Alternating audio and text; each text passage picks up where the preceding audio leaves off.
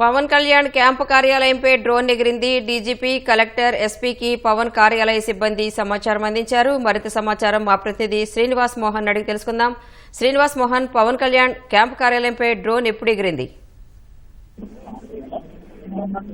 రాణి ఈ రోజు మధ్యాహ్నం 1:50 సమయంలో మంగళగిరిలోని ఉప ముఖ్యమంత్రి పవన్ కళ్యాణ్ క్యాంపు కార్యాలయంపై డ్రోన్ జరగడం చర్చనీయాంశంగా మారింది. ఈ విషయాన్ని ఉప ముఖ్యమంత్రి కార్యాలయ సిబ్బంది డీజీపీ దృష్టికి కూడా తీసుకెళ్లడం జరిగింది.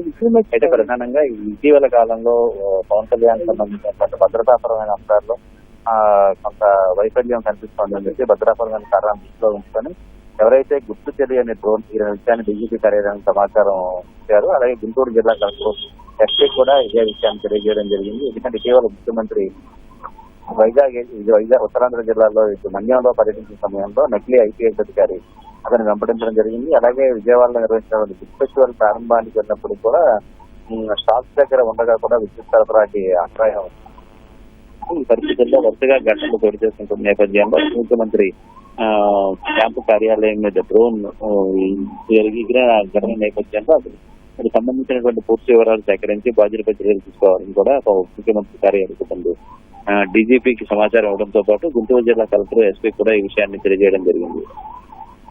అంటే శ్రీనివాస్ మోహన్, డ్రోన్ కు సంబంధించి ఇంకా కార్యాలయ సిబ్బంది ఏం చెప్తున్నారు? కేవలం ఒక్కసారిగా ఆఫీస్ మీద నుంచి చెల్లిందా, లేదంటే దాని చుట్టూ చక్కర్లు కొట్టిందా? ఇంకా ఎలాంటి వివరాలు ఇచ్చారు? అంటే ప్రస్తుతానికైతే 1:50 నుంచి 2 గంటల మధ్య సమయంలో డ్రోన్ కార్యాలయం మీద ఎగిరినట్టుగా వాళ్ళు గుర్తించారు. ఇదే విషయాన్ని సీసీ కెమెరాల ద్వారా అక్కడ ఉన్న కార్యాలయం పరిధిలో ఉన్నటువంటి సీసీ కెమెరాల పరిధిలో ఈ డ్రోన్ వచ్చినట్టుగా కూడా గుర్తించడం జరిగి వెంటనే సమాచారం ఇచ్చారు.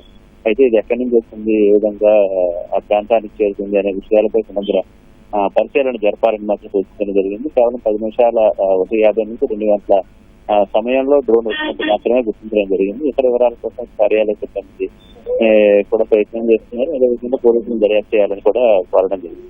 మరి అధికారులు వెంటనే ఎలా రెస్పాండ్ అయ్యారు?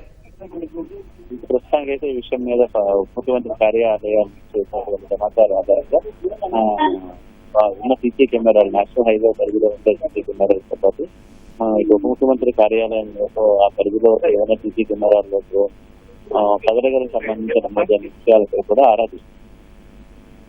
ధన్యవాదాలు శ్రీనివాస్ మోహన్.